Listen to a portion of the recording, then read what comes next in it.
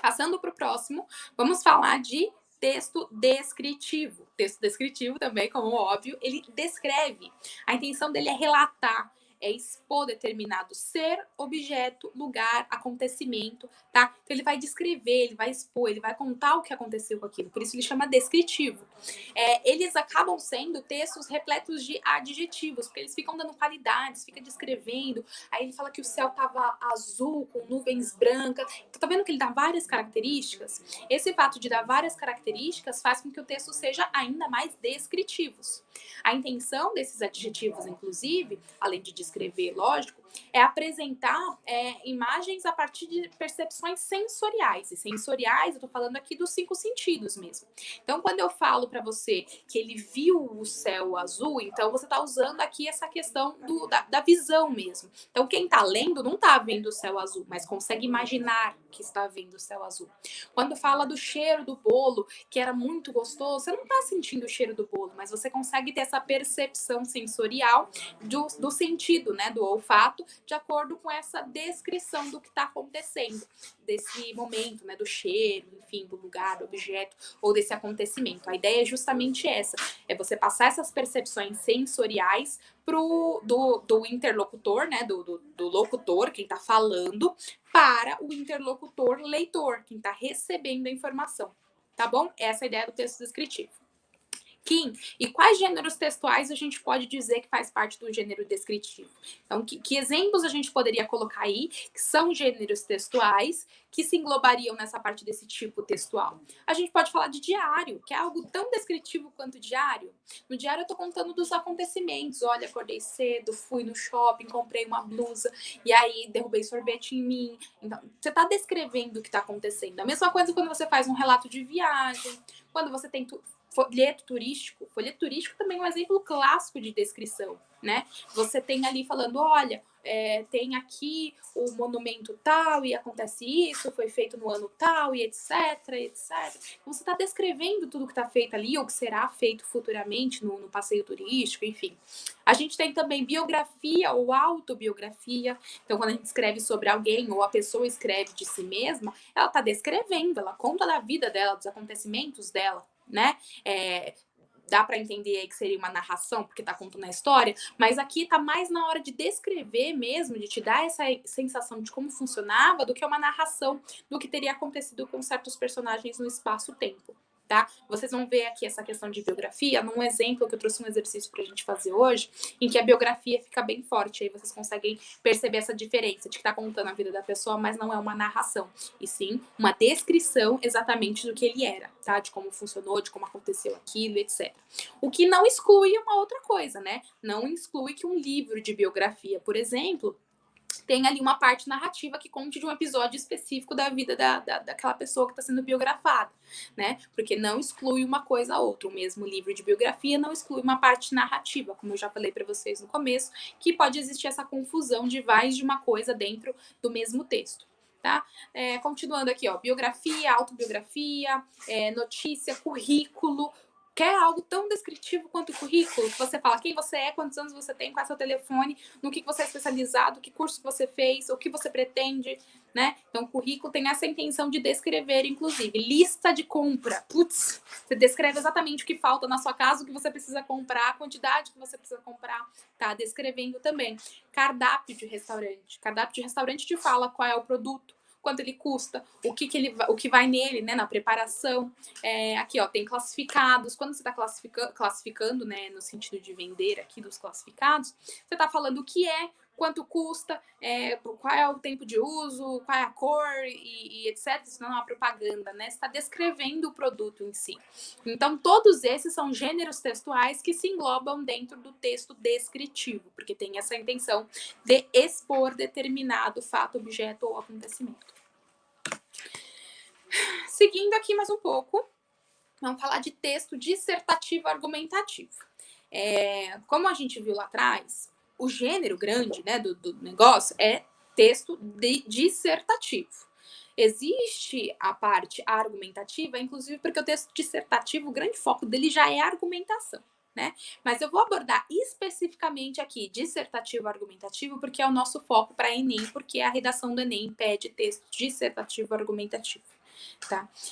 O dissertativo argumentativo, ele está carregado da intenção de expor um tema ou assunto, mas com argumentos, tá? Então, ele vai trazer com base em argumentação. Ele vai falar de um tema ou de um assunto ou de algo que queira dizer, que esteja sendo pedido, né? Com base em argumentações. E ele vai ser marcado pela defesa de um ponto de vista. Então, quem faz uma dissertação argumentativa, ele está argumentando algo sobre determinado tema ou assunto, contando o seu ponto de vista com a intenção de persuadir o leitor. A ideia de quem está argumentando, mostrando seu ponto de vista, é te convencer de que o meu ponto de vista está correto. E é exatamente isso que a redação do Enem ela pede. Ela traz o tema e o assunto que você deve falar, ela pede que você argumente sobre aquilo e que você mostre o seu ponto de vista de forma a persuadir o leitor, né? E assim como o texto narrativo, o dissertativo ele também tem uma estrutura específica. E ele é dividido em 3 grandes partes.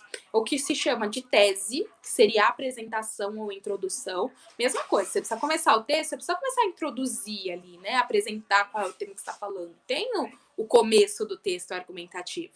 Tem o que se chama de antítese, né? Que é se você deu a tese, você está falando qual é o problema que você vai falar. A antítese seria o desenvolvimento disso, o contrário do problema que você trouxe na introdução, né? Seria todo o seu desenvolvimento, toda a sua argumentação, sua persuasão, todo o seu ponto de vista sobre aquele tema.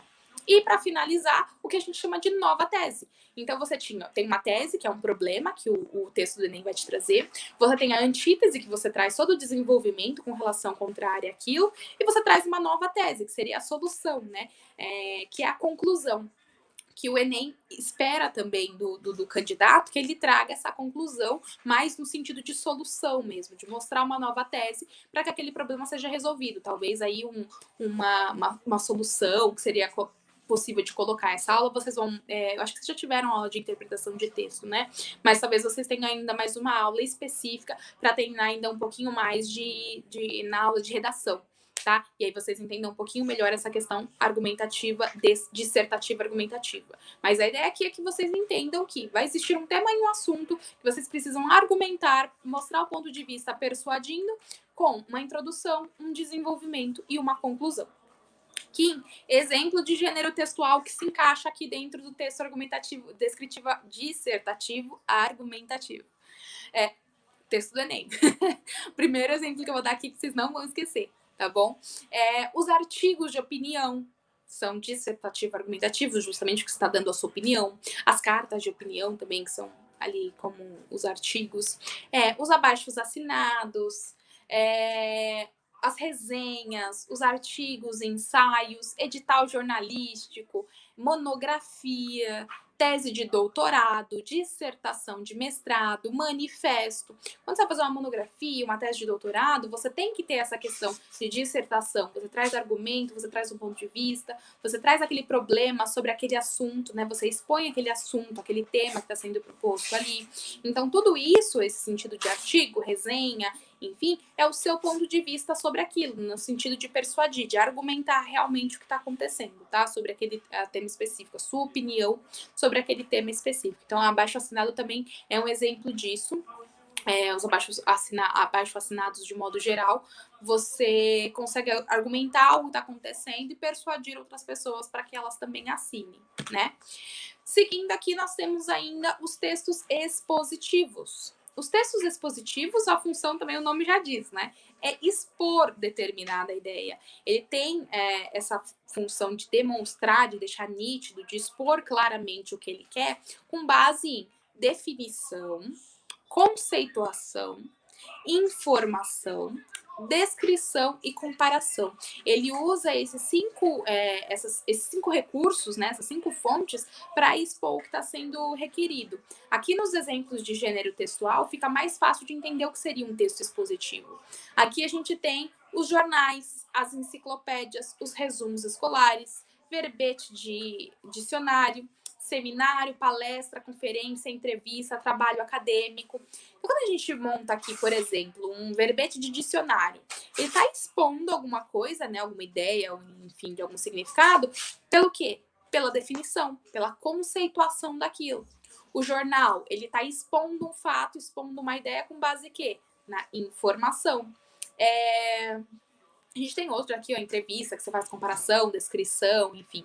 Mas toda vez que você conseguir pegar isso aqui, esses recursos, né, definição, conceituação, informação, descrição e comparação, e você tiver esse intuito de expor uma ideia especificamente, você está falando de textos expositivos. Então, toda vez que você tem uma entrevista, você está expondo, usando essa comparação, essa descrição do que foi dito, enfim, essa comparação, dependendo do tema, do caso.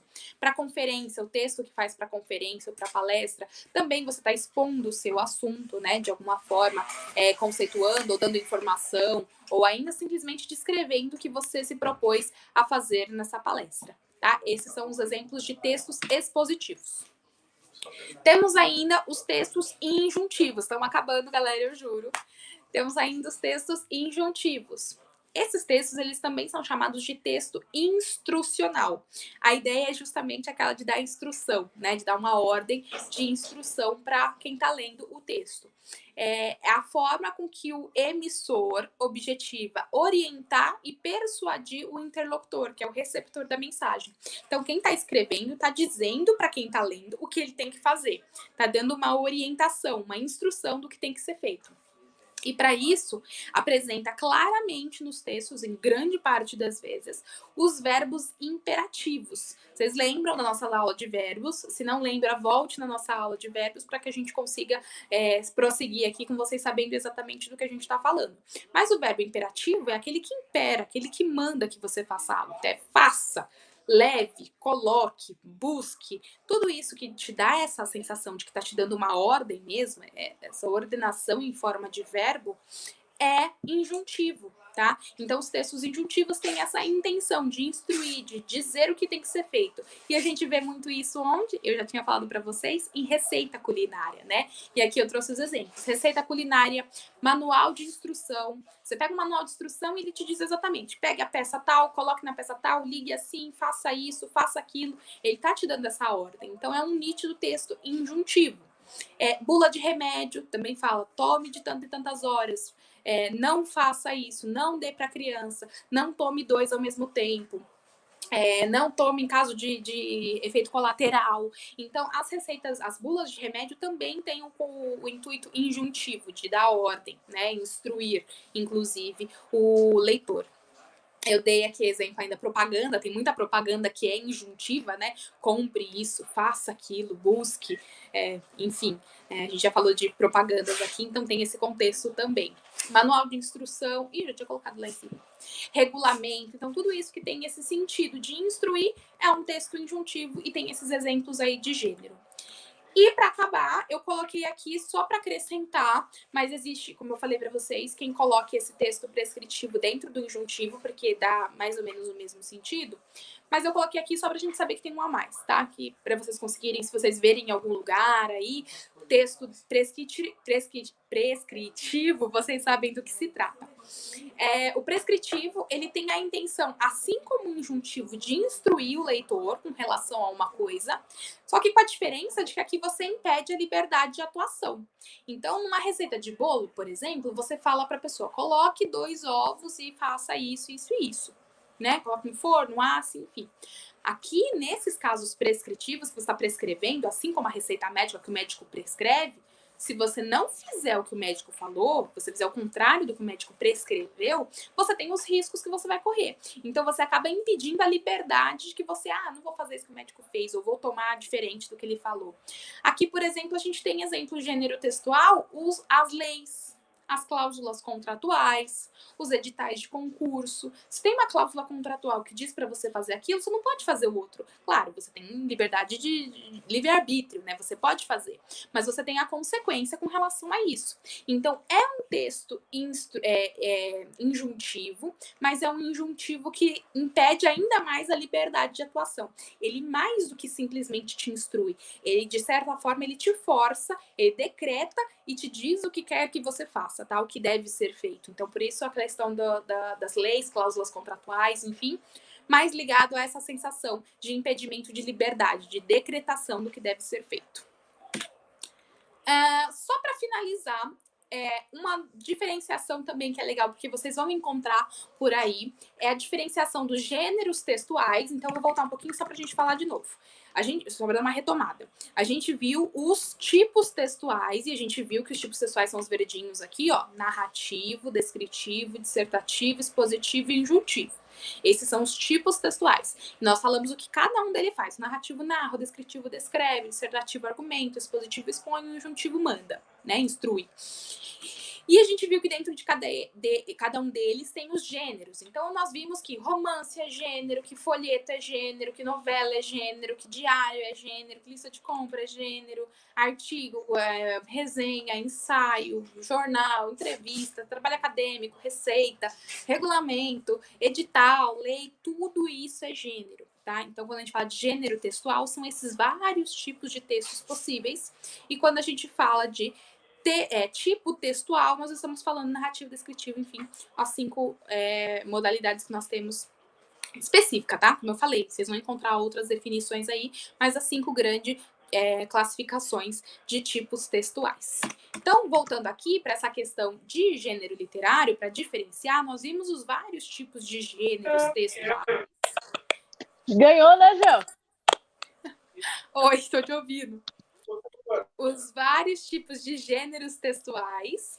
E vocês vão encontrar também a possibilidade de gêneros literários. E qual é a diferença dos gêneros textuais para gênero literário? Se o gênero literário também é um tipo de texto, né? Porque aqui, conforme o próprio nome diz, os gêneros textuais eles vão se relacionar com qualquer tipo de texto. Então, eu estou classificando todos os tipos de textos. E quando eu falo de gêneros literários, não é qualquer tipo de texto. É especificamente os gêneros literários. É dentro de um texto literário. Né? O texto literário ele vai ser dividido de acordo com as características também que ele vai trazer. Então, dentro da literatura, e aí quando eu falo de literatura também tem um formato, tem uma estrutura específica, característica própria, que difere totalmente de um quadrinho, por exemplo, que difere totalmente de uma receita culinária, por exemplo. Um texto literário já tem suas características. E dentro dessas características formais específicas dos textos literários, nas obras literárias, a gente vai apurar isso de acordo com a estrutura, tá, que o texto vai trazer, o contexto que o texto está trazendo, o texto literário, o critério semântico, inclusive, disso. Semântico, eu falo que é de significado mesmo, e as características formais, a forma em que isso vai ser colocado, características formais comuns, tá? Que o texto literário está sendo colocado. Tudo isso vai ser utilizado para dizer que gênero literário é aquele, tá? E dentro dos gêneros literários nós temos o gênero lírico, o gênero épico ou narrativo e o gênero dramático. E aqui eu não vou me aprofundar muito nessa questão literária, porque vocês vão ter aula especificamente sobre literatura, e é em literatura que vocês estudam sobre o gênero lírico, épico ou narrativo e o gênero dramático, mas é só para vocês saberem que quando eu falo de gênero, esses gêneros aqui, lírico, épico ou narrativo e dramático, eu tô falando de gênero literário, que é diferente de gênero textual, tá bom? Gente, era isso que eu tinha para passar para vocês hoje, tá? Eram essas questões que eu tinha para tratar, esses assuntos de tipos textuais, gêneros textuais e aqui no finalzinho falar de gênero literário. E